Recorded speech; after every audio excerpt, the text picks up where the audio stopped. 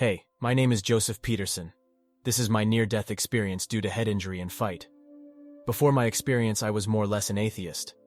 However, religion was interesting to me, so I tried to read the Bible, but I did not understand it. But I can say that I had no worries about hell and heaven, and was able to take life easy. The factors in my childhood that affected me tended to be positive, nice ones rather than negative bad ones, so I had developed into a positive sort of person. This is my own personal opinion. On February 1990, I was at a public party where I drank a lot of alcohol. There was some trouble during the party, so officials called the police to help them. 2 policemen escorted me from the party and took me outside the building where they asked me to remove the sign from my jacket. It said, Havel for president. He became president after that. This was immediately after the Velvet Revolution in the Czech Socialistic Republic, at a time when every policeman had to be a communist. The situation at that time was unclear, both for the revolutionaries and for the police too. So our discussion was quite difficult. But I have been a hero, I was thinking. No wonder I disagreed about removing the sign. They decided to remove it by force, and that's when the fight started. Well, a drunken man without weapons has no chance to win against 2 policemen with truncheons, billy clubs. I got hit again and again, the last blow landing on my head. Probably, I'm not sure. I do not remember much because I was drunk. I do remember that I fell down. I was thinking in my mind that this was the end of me, so I continued lying there on the frozen grass. I heard one of the policemen saying to the other, "You killed him." I lay there for some time until eventually I noticed this sleepy, drunken man lying alone on the grass. I thought to myself, why he is lying here? He could freeze. I'd better wake him up or get him indoors off this frozen grass. I must do something before something serious happens to him. But as I examined his appearance to see if I could identify him, I thought, that's strange. This man has my shoes and my jacket on, and he has the same hair as me too. It took me several moments to comprehend that the man was me. It was the first time I had ever seen myself from a distance. It was a shock. Then I realized that I had no idea how to get back into my body, so I decided to find somebody who could help me. My wife? As soon as I got the idea of going home, I was home almost in that same moment. My kids were sleeping in their room, and my wife was reading a book in the bedroom.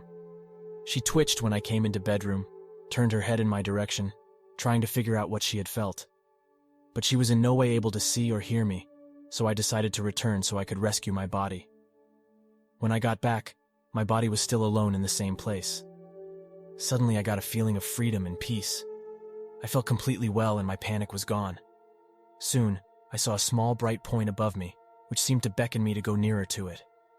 After a bit, I felt myself being pulled toward that light, and my movement toward it increased in speed.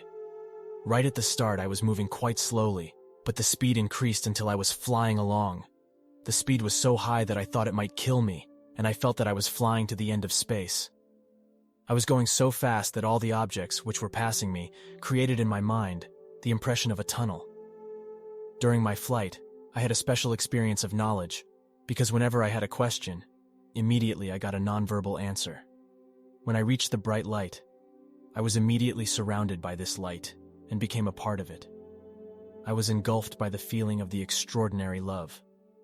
I became aware of a being which was an ingredient of the light and which was nonverbally communicating with me. During our discussion, there were no secrets, because the being knew all my secrets. In fact, he knew everything I had ever done. This is a place where lies do not exist. The being knew all my life from the time I was born up until that moment, every second of it, and everything I had been thinking that whole time. Suddenly there appeared a panorama of my life. We both watched it and communicated about it non-verbally.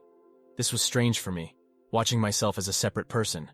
So, when the other person, me, did something bad during my panorama, I immediately thought, that person was cruel or ugly, etc.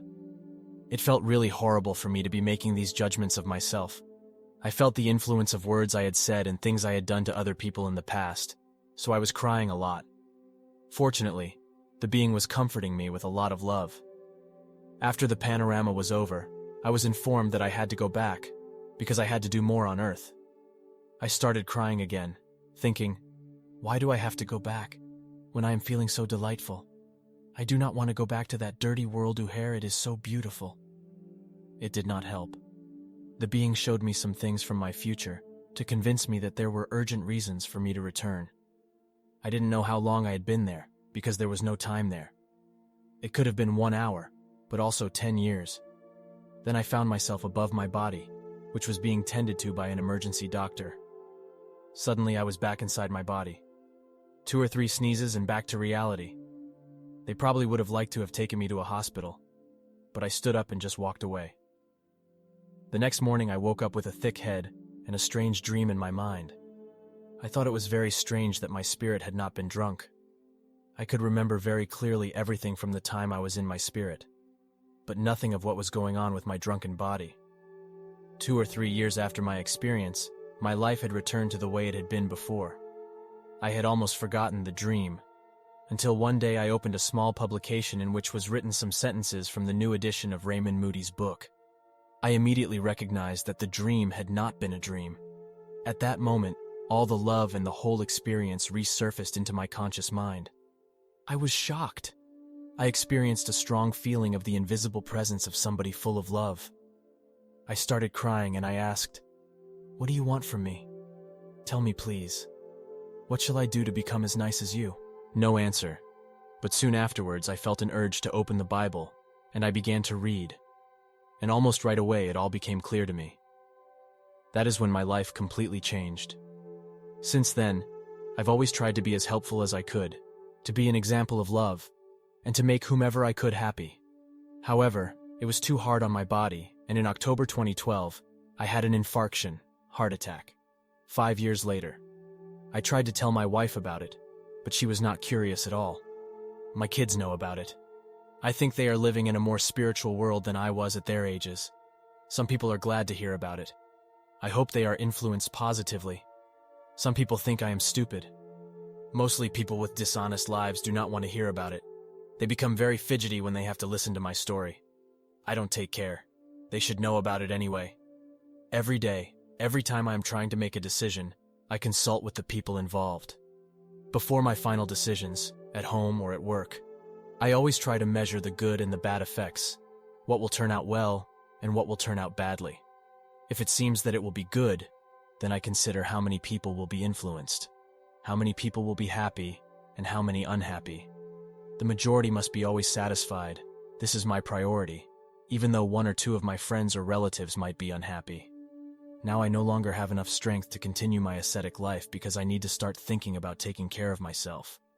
But how can I change what's in my mind when I know the way is to the bright light, where all doubts about love end? I know I really have nothing to worry about from death, about being there again.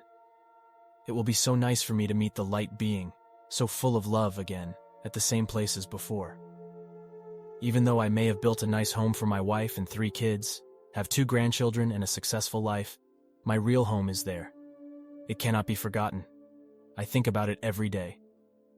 Watch this video next about a woman who had a near-death experience twice at a different age.